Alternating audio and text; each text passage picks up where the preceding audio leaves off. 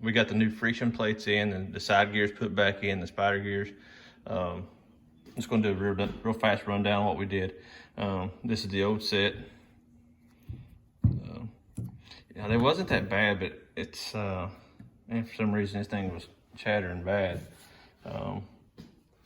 Yeah, I recommended changing the fluid in it, but the owner just said put new friction plates in. So that's what we did. Just remember when you take these apart, just remember how to stack the new set back on your side carrier gears. You know, the first one's going to be a steel, a clutch, a steel, a clutch. Now the clutches have these tabs. Now on the carrier, they line up. That's why they're able to spin. Those steels have notches that lock onto the side carrier gear. Let me show you real fast what we did. I'll slide under it real fast. So we did make the tool. It's a 2-inch bolt. You can see I stacked the washers on one side and I locked the nut down on the other side so it don't spin. You may have to hold that with your wrench because it may spin the whole assembly. But the side that you didn't lock the nut down on, that's the side that you will spin, that you'll tighten down to push these side carrier gears in. Like I said, there's a wave plate on the last of the stack that you have to press to get these side carriers pressed in so you can get these spider gears in. Now, I'm not taking these back out because, you know, it's not a simple job to get them in, but you will set one here, then you'll reach around the back side and set one. Now, you will have to put one axle back in, not all the way in, but enough to where you can turn this one side carrier. When you put that axle in, it's splined into this side gear, and then when you turn that axle, it's going to rotate this gear so that you can roll these gears back in. I can spin it a little bit just to show you what it did, but I'm not taking them back out. Like I said, it's tight. I'm not even gonna mess with it. I wouldn't recommend this job for anybody that doesn't have any kind of, that don't have a lot of knowledge with rear ends.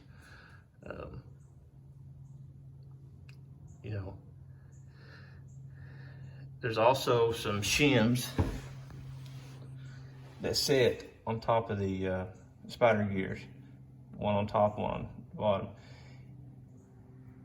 If this thing goes in really easy, the chances you'd have that shim on is probably laying down here somewhere.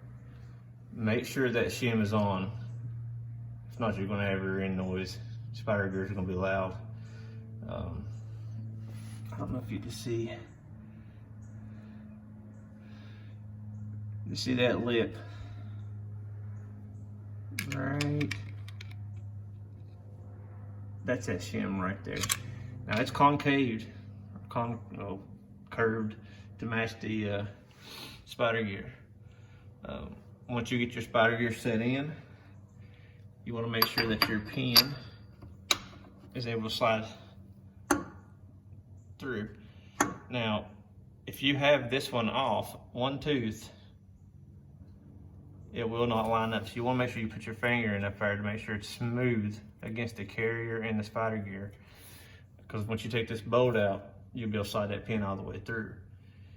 If you stick your finger in up here and you feel the top of the spider gear and it ain't flush going through, you're off a tooth and you won't get that pin in. That's why it's important when you set these spider gears, you set them in there directly across from each other, or, you know, as far down as you can get towards the bottom and up close as top as you can. I set this one in up here, you know, at the top, and I set this one in down here at the bottom so that I could hold it while I reached over and pulled this axle, twisted it. I didn't have any help this morning, so it was kind of hard. Now, if you have a helper to help you turn that axle, it makes the job a lot easier so you can hold your spider gears. But that's the little bolt, 2 inches, some flat washers that set up against the spider gears.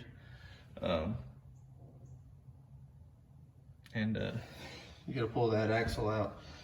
And when you put that axle in, before you put your pin in, slide your axles back in and put your C-clips back on the ends of the axles.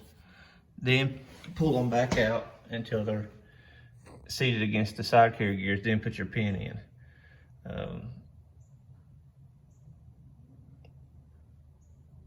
I hope this video helps. I'll show you the part number.